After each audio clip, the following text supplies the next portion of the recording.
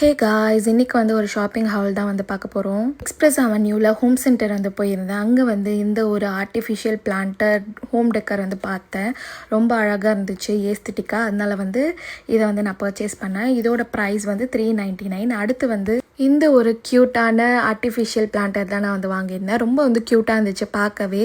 Smiling ஃபேஸோட நெக்கில் வந்து போலாக வச்சுட்டு இருந்துச்சு க்யூட்டாக. அடுத்து வந்து நானும் என் ஹஸ்பண்டும் வந்து நிறைய ட்ராவல் பண்ணுவோம். அதனால இந்த ஹேங்கிங் போர்டு பார்த்ததும் எனக்கு வந்து ரொம்ப பிடிச்சிருச்சு. ட்ராவல்னு போட்டு 7 wonders பிரிண்ட் பண்ணி கீழே வந்து டாசல்ஸ்லாம் வந்து கொடுத்துருந்தாங்க. அடுத்து நம்ம பார்க்க போகிறதும் வந்து ஒரு ஹேங்கிங் போர்டு தான். எவ்ரி பிக்சர் டெல்ஸ் அ ஸ்டோரின்னு வந்து வேர்ட்ஸ் பிரிண்ட்டாக இருந்துச்சு.